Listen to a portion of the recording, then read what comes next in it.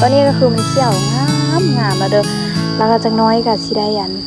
ดำนาทุกคนเจอสระลอยน้ำบ่ฮู้ทางไปแม่ไปก่อนสะดาวป้อมบ่ไปเอามาเจอกับเจ้าเฮ็ดทางทุกคนคือประเด็นก็คือโคนเลยปล่อยปลาให้ไปน้ำซานี่ไปบ่เท่านี้ป้าบุพาป้าดงสวัสดีทุกคนยินดีต้อนรับทุกคนเข้าสู่ช่องของกิ๊กสนอลองสารเด้อมื้อนี้กูกิ๊กจะพาทุกคนไปอยู่นาทุกคนเพราะว่าไปเบิ่งนาทุกคนเพราะว่าพ่อไถนาแล้วก็เข้าค้าก็คือสิงามแล้วทุกคนแล้วก็สิพากันออกไปอยู่นาฮู้ไปเฮ็ดหยังฮู้แต่ว่าไปอยู่นาแล้วทุกคนเนาะบ่ฮู้ว่าสิอยู่กุมมือบ่มีบ่ได้ไปนำอันนี้ปล่อยแม่ถ่ายคลิปซื่อๆมักน้อยๆนี่มากอกใส่ห่วงนั่นแหละตอนนี้กำลังเกี่ยมเครื่องสิไปอยู่นาแล้วมาใกล้ยามดำนาแล้วก็ไปแปลงเที่ยงนาเพราะว่าเอาไว้นั่งอยู่นาพูดคนมักนาวอันนี้คือใช่ทำนาละพกน้ำไหลเด้ออูเด้อกินพกแมวก็ได้เอาอิสดาไปอยู่นาคืนว่ะมันไปอยู่หน้ามัดมันไหลบ่ามัดไปของตายแง่ๆอยู่เนี่ยชิพาไปแมวไปทุกคนเดี๋ยวจะพาทุกคนไปอยู่นาตอนนี้เป็นเวลาประมาณ8:30นี่แหละทุกคนฮ้อนว่าวันนี้มันเป็นสีแปลกดูคนนี้ได้อัดดูกระตางได้ไปดูแล้วโอ้ยอย่าไปบอกเราทอมักไข่พี่นาเราไข่อ้อมพะเดือนเลยคนไปเด็กขี้ควาทุกคนไปนากัน let's go ก็ได้เนาะทุกคนมาเบิ่งกันเด้อว่าอันมันไปอยู่นาแล้วจากมือมัน4อันมาเฮือนมันย่างคือเอาไปนานี่ล่ะทุกคนเอ้ยย่างไปย่างมาลูกมันไปว่ะลูกมันไปทาละติบ่เขาบ่ได้มันไปทิ่มเด้อมันไปอยู่นาคือเก่าเพราะว่ามันเกิดอยู่นาพุ่นน่ะทุกคนแล้วมันย่างมาเฮือนจักมันฮู้ทางได้แนวเด้อบุมันย่างนำเอ้ยอ้อนแม่เนาะทีแรกเนาะแม่เบิ่งท่ามันอยู่ดีเจ้าแมวไปยันอยู่นานำเจอสระลอยน้ำบ่ฮู้ทางไปแม่ไปก่อน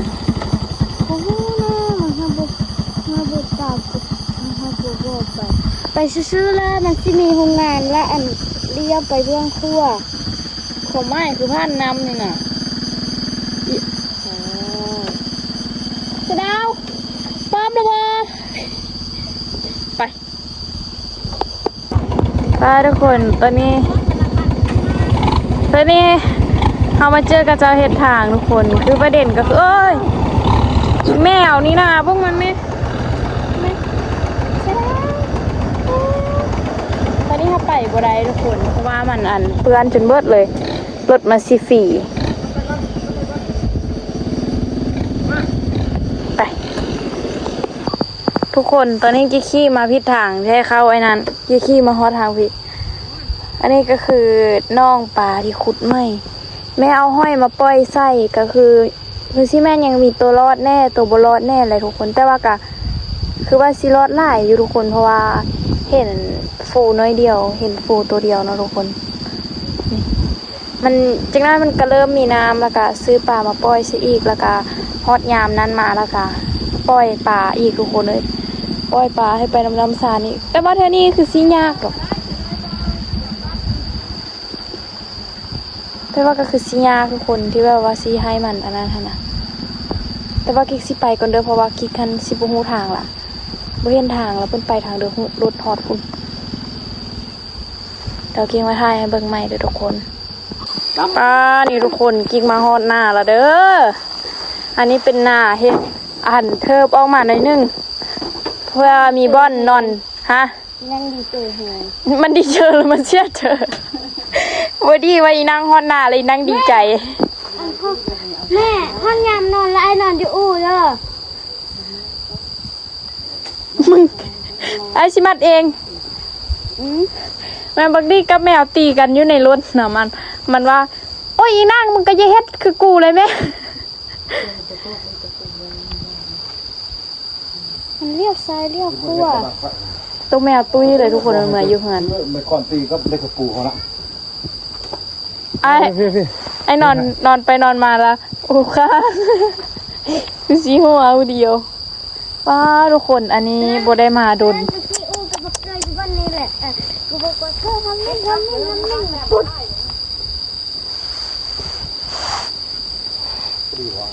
ยังไม่ยาวตีโนทุกคนเบิ่งไหมเบิ่งอันหนาไหมอันนี้พอไทยแล้วละเด้ออันนี้นะดิปอโคตรจะเลิศว่ะอันนี้มันเขากามือเขาพากันมาสักนะทุกคนโคตรสวยอุ้ยมาประมาณน่ะเฮ้ยเขากาเมื่ออันกิ๊กมาเฮ็ดคลิปล่าสุดที่อันอยู่หนาที่สักเขานะทุกคนตอนนี้ก็คือมันเขียวงามงามแล้วเด้อแล้วก็จักน้อยก็สิได้อันดำนาทุกคน แต่ว่ากายังบ่ยาวเท่ายังบ่ได้ฮอดเดือนบ่ว่ากายยังเนาะหากะมาซักนี่อันนี้มันข้าวโพดของประจันอันนี้มีมักสลีนำแล้วกิ๊กสิเปียกผมให้มันเพราะทุกคนถือว่าผลผลิตมันออกไว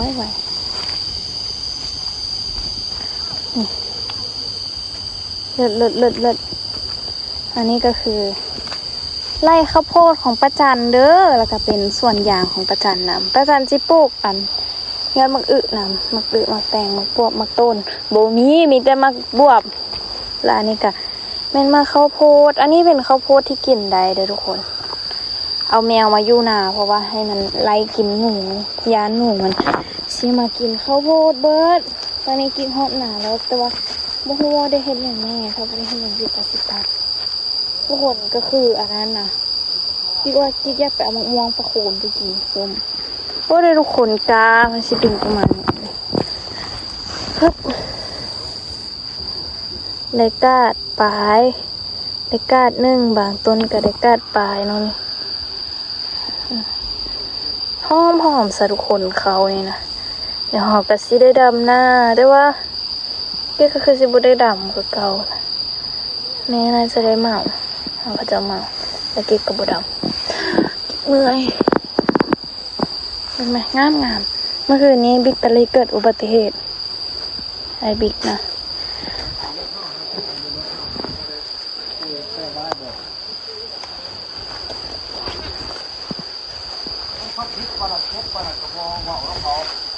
บิ๊กรถกำเมื่อคืนนี่ไปอันนี้ก็คือเด็กไม่ไปโรงเรียนนะคะทุกคนวันนี้วันจันทร์แต่มันบ่ไป เพราะว่ามันตื่นสวยมันบอกว่ามันขี้เกียจ โอ้ยแม่เป็นหลังฝันลูกที่ลูกโทรมาเด้รับตื่นคิดว่าแม่นความฝันปลาลืบ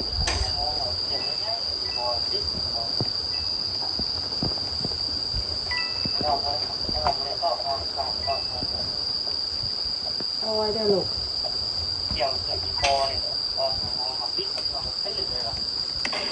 พ่อกับตัดหญ้าก็ระวังได้พ่อก็ได้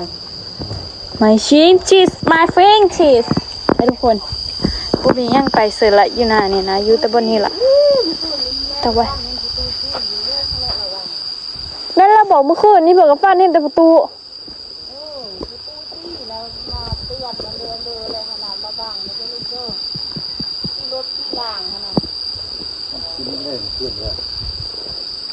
เนาะ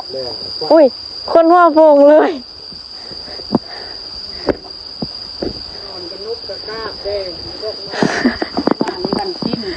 ทุกคนเมื่อนาอีอันนี้มันเหมือนบ่อยากมานะ คือลูกไปนอนมีฟ้าข้างหลัง เสียดาว ก็คือนี่ออกกันนะเราคงไปเลี้ยงท้องฟ้าเราก็ว่าไปคู่เนี่ยไปอาบน้ำห้องคู่ห้องเราเพราะว่าเราผ่านตอนมาระบายยากันเด้อตอนนี้ดูจะระบายยาเป็นเตาแน่ของเรา ยาน ห้องผู้เดียวก็สิบ่ได้หรอก ตอนนี้กิ๊กฟังแม่ลงกับกระปิก หมวกกันน็อกเลยได้ลูก เมื่อคืนบิ๊กตอรี่เกิดอุบัติเหตุ แน่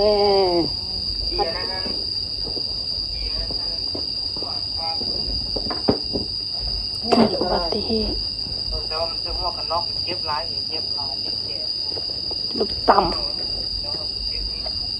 บิ๊กถึกรถต่ำโป่งลาง อันนี้ก็คือยุนาทุกคนบรรยากาศยุนาก็คือ สีเย็นๆแน่แล้วก็จังน้อยว่าสิเอาไปหานอกกับแม่2 คนทุกคนตอนนี้แม่กิ๊กสิมาเก็บไปสิได้กระบงแม่เสียวเก็บไปขายมันเปื้อนแห้งนะแม่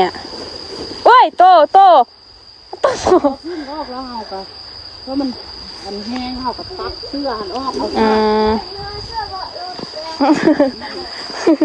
แม่ตัวนู้นโดดเมื่อกี้นี่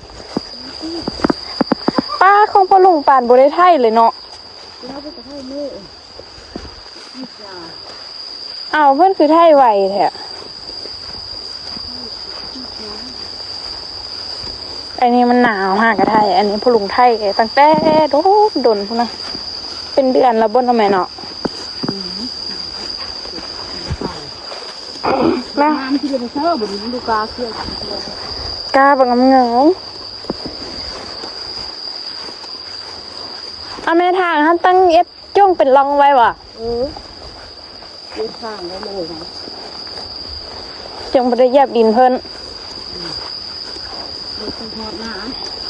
ทำยางแต่งบุตรกันลงไปนั้นอุ๊บโอ้ย นี่แม่จะพาไปเอากล้วยมาปลูกทุกคนปลูกกล้วยแล้วเขาไปห้านอกป่ะปลูกไร่บ่ทำมะม่วงเมื่อกินส้มมะม่วงหนาไปปะไว้ดนๆแล้วมันเรื่องเราไปกินบักแซ่บเอ่ยกินเมื่อวานนี่ หวานจานเงินมาถึงเก่า แม่นว่ะ ม่วงบ่ทุ่งมันมีซื้อ ในกระเป๋าเขามีทุ่งว่ะ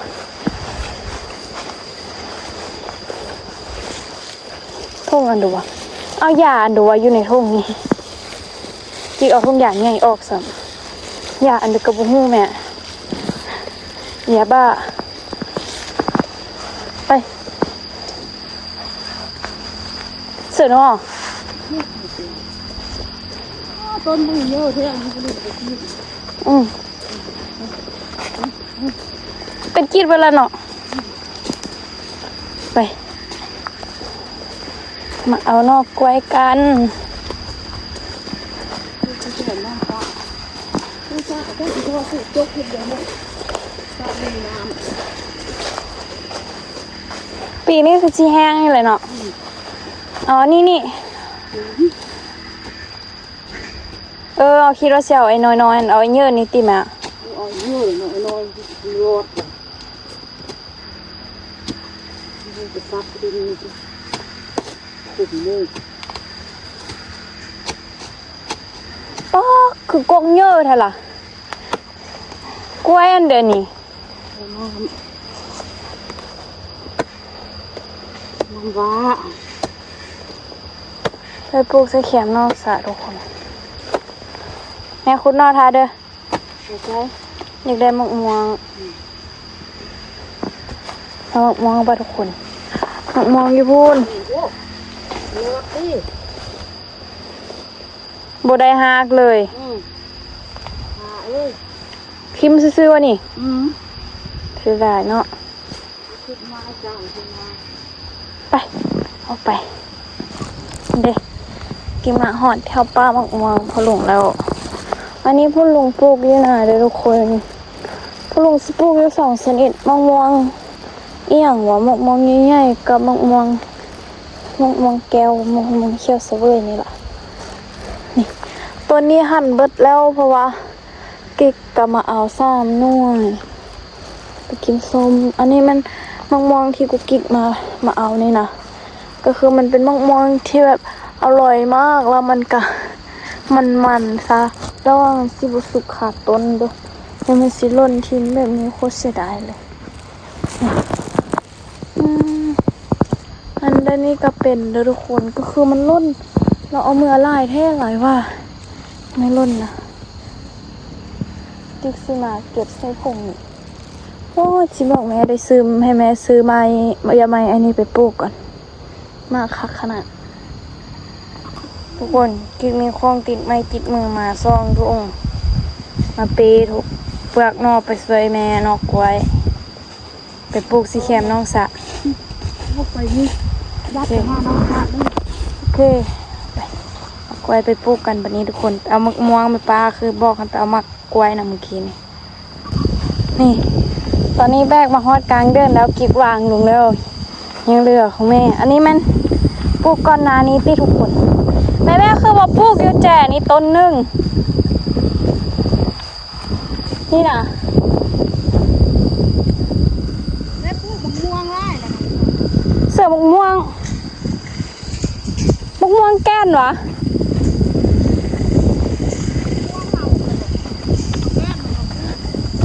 แม่บดซื้อมะม่วงคือข้องพอลุงหันมาปลูก พวกอีพ่อปลูกมันต้นแล้วมั้ย เป็นยัง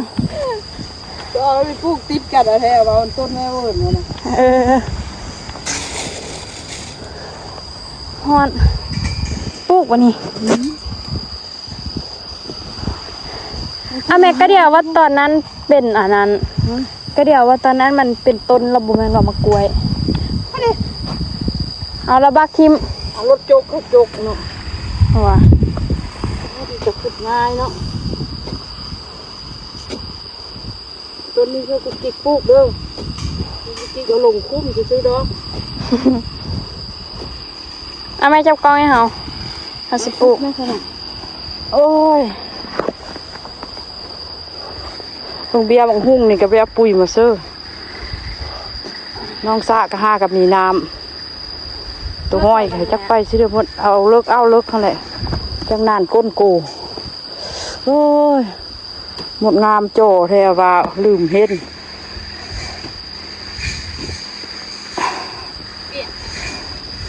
ขึ้นดินขึ้น นี่ล่ะ เอาลงเลิกมันจังนานเท่า แม่สวัสดี คนตามันขึ้นสูงดิขึ้นสูงตำสูงก็ขึ้นโกขึ้นเดินกระโดกกระเท่าตาย พ่อบอก ที่ออก มาส้มมาหมดงามเลย งามไปป่านไปสิได้ดับนา คือสิยังโดนย่าถ้าน้องฟ้าแดดนะเขาเฮ็ดภารกิจจบซะเนาะ เพิ่นเอ็ดทางก็เอาช่วยคนซ่องคนนั้นออกมาแล้วซะ โอ้แต่ว่าลองแจงฝนตกสักมือก่อน เอาลงเอาออกหมดแล้วยังวะ แล้วเนาะ อืม ว้ามาดูบัดนเสียบมือเลย อืม ตายเรียบร้อย เชี่ยขี้โทดินปกปลูกกล้วยปลูกง่ายบ่ง่ายก็ได้กินตลอดชาติตลอดปีกินปลูกเท่าเดียวคุ้มเป็น10 ปีมันบ่อยากง่ายกะขี้ดินโกเซอร์ แม่อยากได้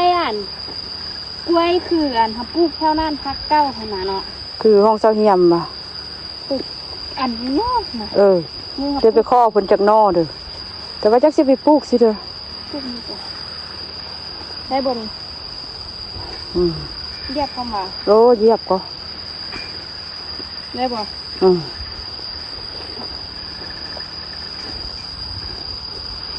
ไปตัวนี้ว่ะ ตัวนี้ไปเลย พวกอันนี้แล้วเอาไปแล้วเลยตัวนั้น อืมบ่พอลูกยับเอามาพี่นี่เออยันดินเจือนเด็ดคุ้มเยอะหลายนอน้อยๆนึง ทุกคนเมื่อย เอาเรือเมื่อยดินผุอืม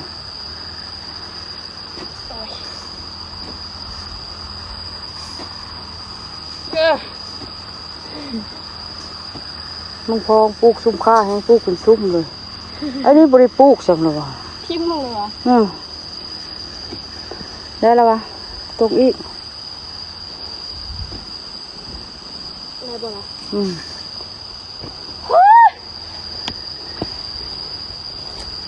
นี่อ๋อโคตรเสียงเลยทุกคนเนาะเป็นแน่นๆหน่อยนะ แน่นก็ได้บนแน่นก็ได้ไปแน่นได้ก็ดี เป็นสุดท้ายมัน บิ่งมันสิบ่คุ้มทางพอบ่ล่ะ เขาอีแต่งว่า เอามาปลูกพี่บ่ลูก นี่ มาปลูกนี่จักอยู่สิเด้อคุ้มหมองม่วง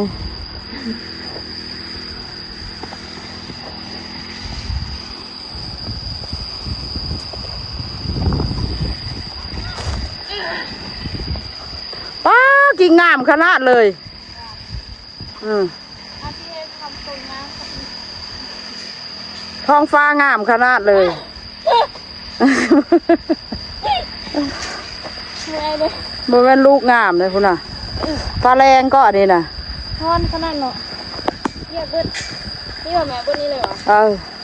พุดไข่แล้วเจอแก้นมาพวงเนาะ โบเจอแม่ปลูกแล้วนาย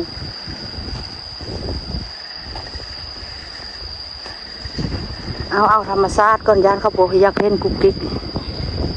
ป้าปูป้าดง ต้องลงกันเลยนะ ปูป้าดง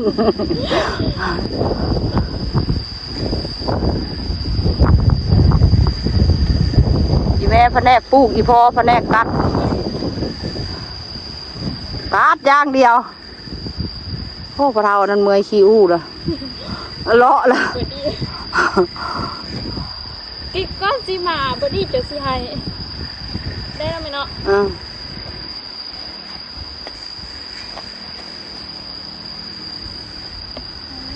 คือส่งตื่นเถอะ บนเลิกก่อนละทุกคนจ้ามือมาถ่ายเบิร์ด นี่ตื่นเลิกกะเลิก โอ้พ่อข้าจุนลัน ปลูกกล้วยยามนี้บริพุแล้วได้มีฝนแล้วดิ พ่อแม่ข้าจุนลันตีเข้า เอาไว้ปลูกเอาไว้ให้มันขึ้นปีหนา นั่นหรอ ปีนี้มันบริสู้ขึ้นแล้วมันต้องแดดปลูกกล้วยเดือน4อันนี้จนเดือน6แล้ว ได้แหละ เอาไปเบิ่งอีพ่อคุณไปเบิ่งสภาพอาคารอีพ่อเลย แม่จะไปซื้อนี่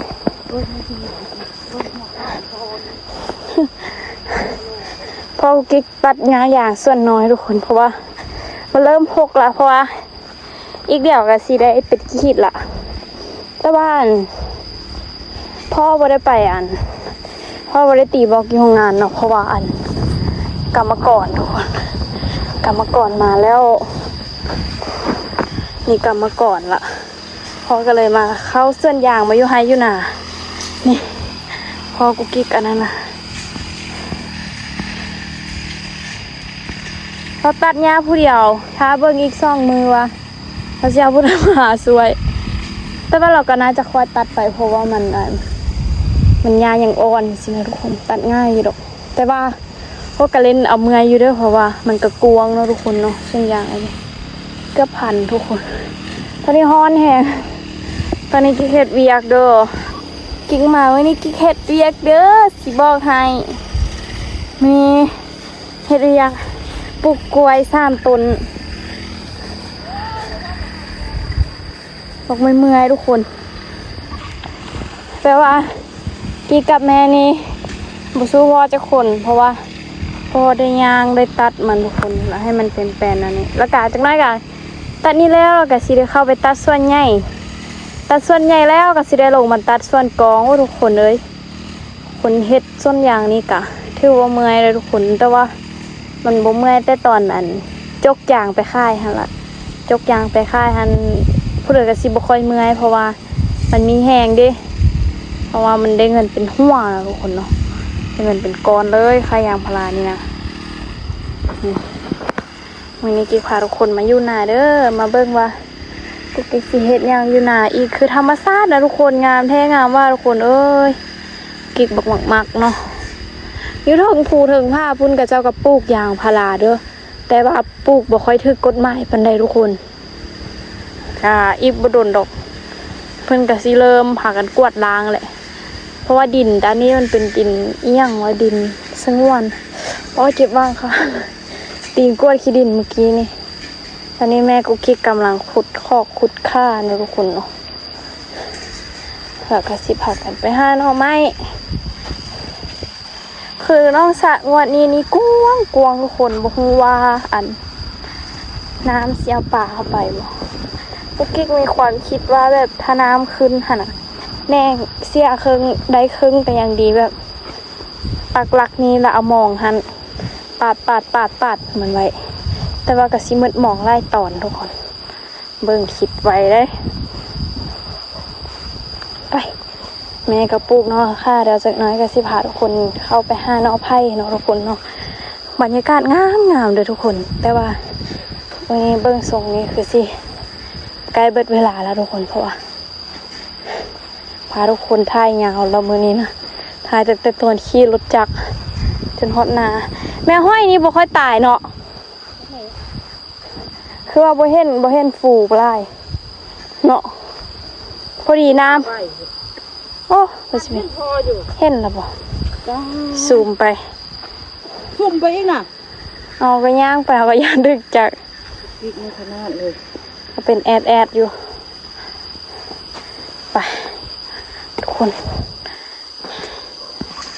ป้าทุกคนนี้ก็คือเสร็จสิ้นภารกิจแล้วเด้อป้าอย่างกล้วยติดโทรศัพท์เต็มเลยเนี่ยเอาเบิด